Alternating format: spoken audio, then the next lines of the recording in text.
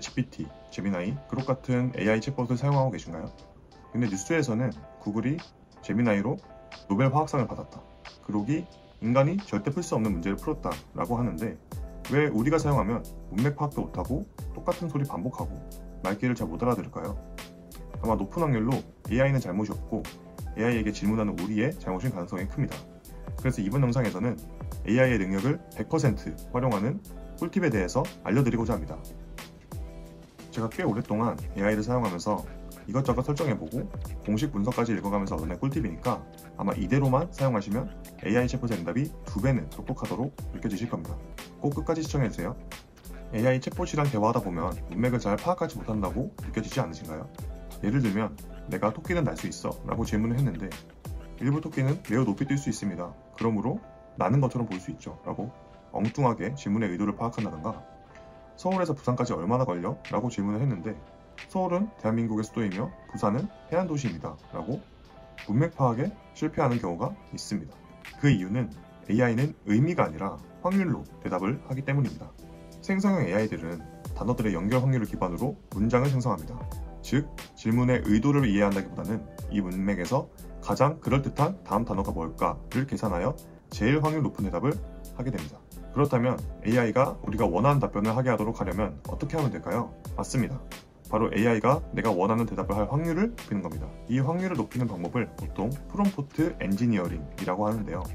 엔지니어링이라고 하니까 엄청 복잡해 보이는데, 프롬프트 엔지니어링은 사실 별게 아니라 어떻게 AI에게 질문을 잘 하는지에 대한 방법일 뿐입니다. 구글 제미나이에서 이 프롬프트 엔지니어링을 잘하는 전략을 설명해놨을 만큼 AI 사용 시에 꼭 알고 있어야 하는 부분입니다. 지금부터 이 프롬프트 엔지니어링을 적용하는 법에 대해서 쉽고 간단하게 설명해 드릴게요. 일단 제가 새로운 AI를 사용하면 무조건 하는 게 있는데요. 생각보다 주변에서 이걸 설정하지 않으시는 분들이 굉장히 많더라고요. 이것만 설정해 놓으셔도 반은 먹고 들어갑니다. 바로 AI 챗봇 맞춤 설정입니다. 아까 AI가 문맥을 잘 파악하려면 AI가 내가 원하는 대답을 할 확률을 높여야 된다고 말씀드렸죠. AI에게 내가 어떤 사람이고 어떤 대답을 원하는지에 대한 정보를 미리 제공함으로써 AI의 고려 대상에 우선적으로 반영되어 내가 원하는 대답을 할 확률이 올라가게 됩니다. 직접 챗GPT에 맞춤 설정하는 방법을 알려드리겠습니다. 나한테 잘 맞는 유튜브 콘텐츠 추천해줘라고 아무것도 설정하지 않은 상태에서 질문해보면 이렇게 글을 추천해주는 게 있는 것을 보실 수 있습니다. 여기서 맞춤 설정 들어가서 내가 어떤 일을 하고 있는지, 어떤 특성을 가졌는지, 그리고 미리 작성해놓은 프롬프트를 여기다가 입력을 해주면 다시 똑같은 질문을 했을 때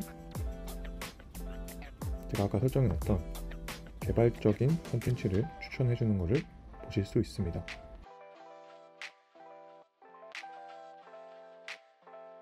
고정 댓글에 제 프롬프트 올려둘 테니까 복사 후에 커스텀해서 한번 사용해보세요. 두 번째는 AI에게 질문을 효과적으로 하는 5가지 원칙입니다. 사람 간의 대화에도 질문을 잘 해야 원하는 대답을 얻을 수 있는 것처럼 AI와의 대화에도 AI가 질문을 잘 알아들을 수 있도록 질문을 잘 해야 합니다. 그냥 생각나는 대로 질문을 할 때랑 이 원칙을 지켜서 질문을 할 때랑 AI의 응답은 정말 하늘과 차이입니다. 이 5가지 원칙을 하나씩 소개해드릴게요. 1번, 명확하고 구체적으로 질문하기. AI와 대화할 때 가장 중요한 첫 번째 원칙은 바로 명확하고 구체적으로 질문을 하는 것입니다. 모호하거나 추상적인 질문은 AI가 정확한 답변을 제공하기 어렵게 만듭니다. 예를 들어 부산 여행 계획해줘 라고 묻는 대신에 8월 마지막 주 주말에 성인 2명이 부산으로 2박 3일 여행을 갈 거야. 우리는 해산물을 좋아하고 숙소는 해운대 근처 오션뷰 호텔을 추천해줘.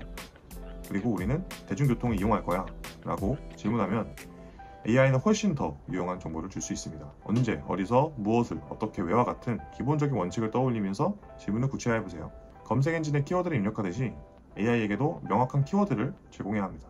2번, 충분한 맥락 제공하기. AI는 우리가 질문하는 내용의 배경 지식이 없기 때문에 필요한 정보를 함께 제공해야 합니다. 예를 들어 이 내용 요약해줘 라고 말하기 전에 요약하고 싶은 글의 내용을 먼저 제공하거나 어떤 목적으로 요약하는지 설명해 주는 것이 좋습니다. 이 긴 보고서를 5줄로 요약해줘 라고 하는 것보다 다음 보고서의 핵심 내용을 5줄로 요약해줘, 특히 주요 재정 지표에 초점을 맞춰줘 라고 질문하면 AI가 훨씬 더 정확하고 유용한 요약을 생성할 수 있습니다. AI가 질문의 의도를 파악하고 더 나은 답변을 제공할 수 있도록 관련된 정보를 반드시 함께 던져주세요. 3번, 질문을 세분화하기. 복잡하거나 여러 단계를 거쳐야 하는 질문이라면 세분화하여 질문을 따로 하는 것이 좋습니다. 한 번에 너무 많은 것을 요구하면 AI가 혼란스러워할 수도 있어요. 예를 들어 파리 여행 계획 세워줘 라고 하는 대신에 파리 여행에 적합한 항공권 검색해줘, 파리에서 가볼 만한 미술관 추천해줘, 파리에서 현지인들이 많이 가는 식당 알려줘 와 같이 질문을 나눠보세요. 각 질문에 대한 답변을 받은 후 다음 단계로 넘어가는 방식으로 대화하면 AI와의 상호작용이 훨씬 더 효율적이게 됩니다. 마치 단계별 지시를 내리듯이 질문을 쪼개서 던져보세요. 4번, 원하는 답변 형식을 지정하기. 네 번째 원칙은 원하는 답변의 형식을 명확히 지정하는 것입니다. AI는 텍스트뿐 아니라 다양한 형식으로 정보를 제공할 수 있습니다. 목록으로 정리해줘, 표로 만들어줘, 500자 이내로 써줘, 간단한 문장으로 설명해줘 등 구체적인 형식을 지정을 해주면 AI는 그에 맞춰 답변을 생성합니다. 예를 들어 다음 정보를 바탕으로 장단점을 표로 정리해줘 라고 요청하면 AI는 깔끔하게 정리된 표를 보여줄 것입니다. 발표 자료를 만들 때 발표 슬라이드 요약 형식으로 작성해줘 라고 요청할 수도 있겠죠. 5번, 피드백을 주고 반복해서 개선하기. 마지막이자 가장 중요한 원칙은 피드백을 주고 반복해서 개선하는 것입니다. AI와의 상호작용은 한 번으로 끝나는 것이 아니라 우리가 피드백을 주면 줄수록 AI는 더 나은 답변을 학습하고 제공합니다. AI가 생성한 답변이 만족스럽지 않다면 더 자세히 설명해줘, 다른 방식으로 말해줘, 이 부분을 수정해줘 와 같이 구체적인 피드백을 주세요. AI는 우리의 지시에 따라 답변을 수정하고 개선할 수 있습니다. 처음부터 완벽한 대답을 기대하기보다는 대화를 통해 점진적으로 원하는 결과를 만들어 나간다고 생각하는 것이 좋습니다. AI는 만능이지만 나라는 사람의 정보는 전혀 모릅니다. 그러므로 AI에게 나라는 사람의 정보를 충분히 제공함으로써 더 좋은 답변을 얻을 수 있습니다. 시간을 가지고 나에 대한 충분한 정보를 제공하면 내 생산성을 몇 배나 끌어올려줄 수 있는 고마운 만능 비서가 되어 있을 겁니다. 더 많은 AI 정보와 IT 소식에 대해서 궁금하시다면 구독 눌러주세요. 시청해주셔서 감사합니다.